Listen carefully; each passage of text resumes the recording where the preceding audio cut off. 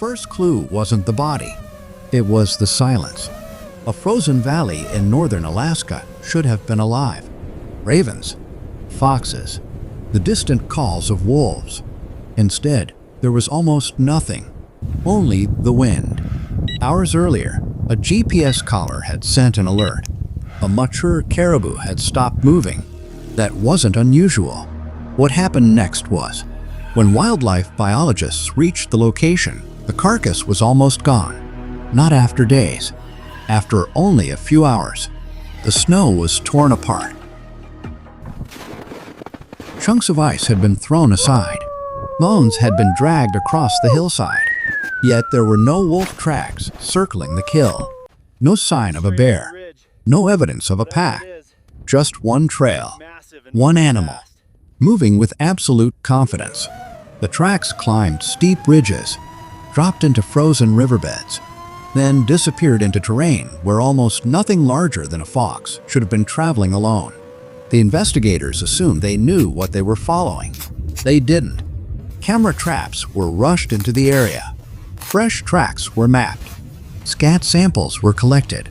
Every new piece of evidence pointed in the same direction. Yet none of it made complete sense, because the predator behind these attacks wasn't simply surviving the Arctic. It seemed to control it.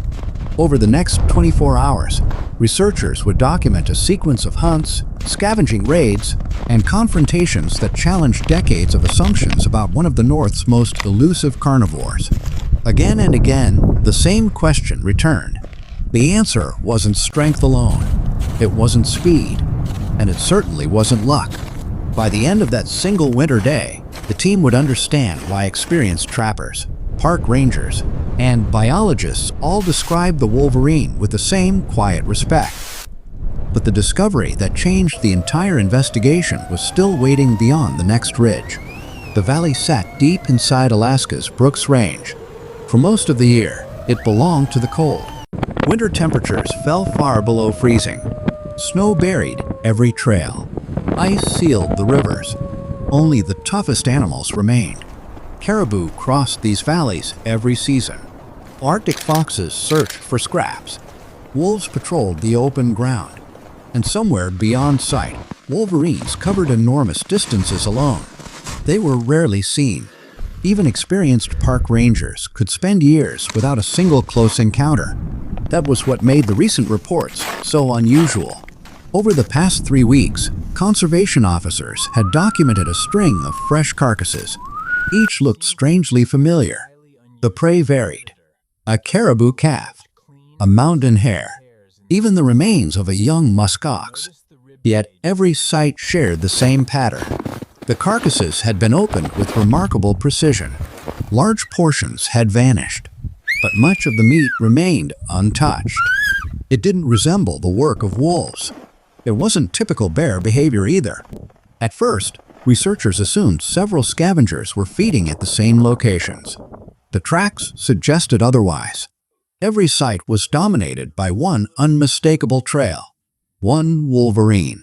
The same broad paws. The same uneven claw marks. The same long stride cutting across miles of frozen ground. The animal wasn't simply finding dead prey. It seemed to know exactly where fresh kills would appear. Sometimes it arrived before ravens. Sometimes before wolves had even finished feeding, as if it had anticipated the hunt itself. No one could explain how. GPS data only deepened the mystery. The animal followed no predictable route. It ignored valleys rich with food.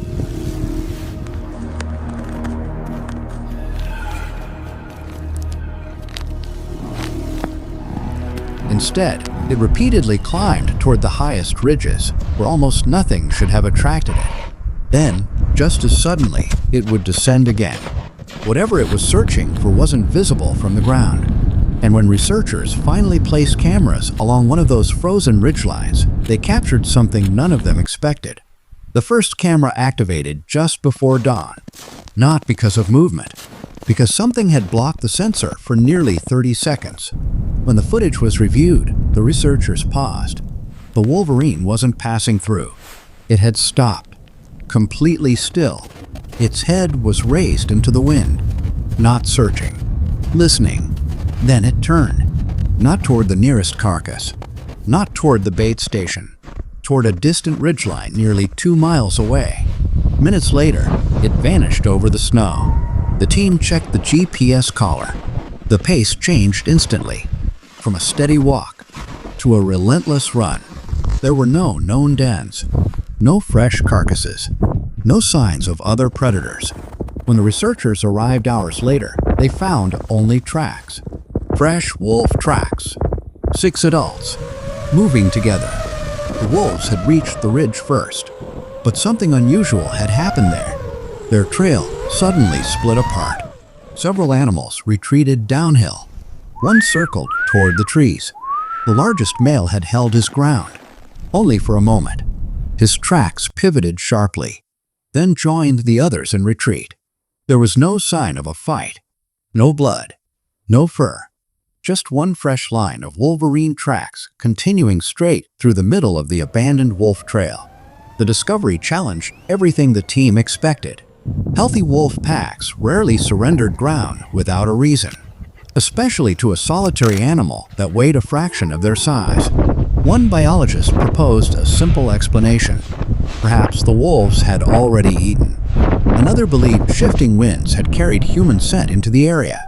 Both theories seemed possible, until another camera, positioned nearly a mile away, recorded the same wolverine less than 20 minutes later.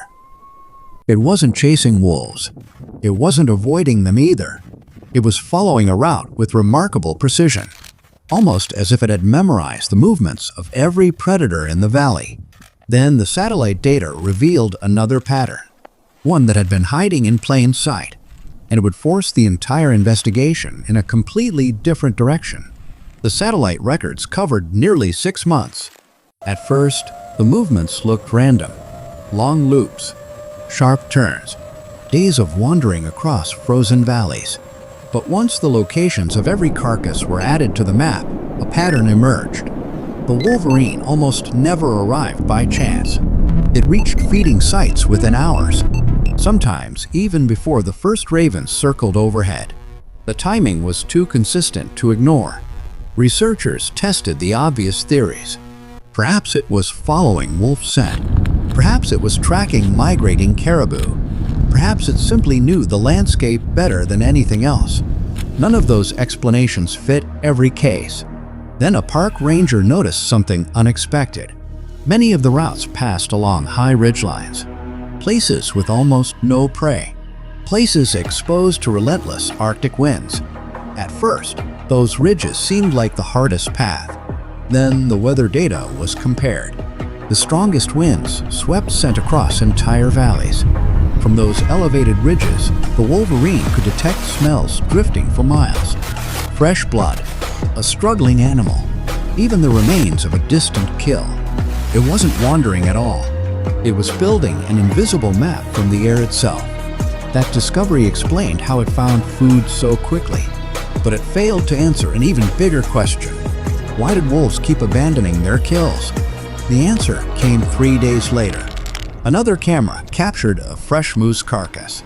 A full wolf pack was feeding. The largest male stood guard. Nothing seemed unusual. Then every wolf froze. Their ears lifted. Several stared into the darkness beyond the trees. Seconds passed. Without warning, the entire pack backed away. Not in panic, in caution. Only after they disappeared did a single dark shape emerge from the forest. The wolverine walked straight to the carcass. It never hurried. It never looked over its shoulder. It behaved as though it already knew the wolves would leave. When the footage ended, the researchers realized they hadn't just documented unusual behavior. They had captured the beginning of an ecological strategy no one had fully understood. The next expedition would determine whether this was an isolated event, or evidence that the Arctic's fiercest survivor had been playing by rules scientists had overlooked for decades. The researchers returned before sunrise. This time, they brought more than cameras. Fresh GPS data, drone imagery. They were waiting for a decision. The team stayed back.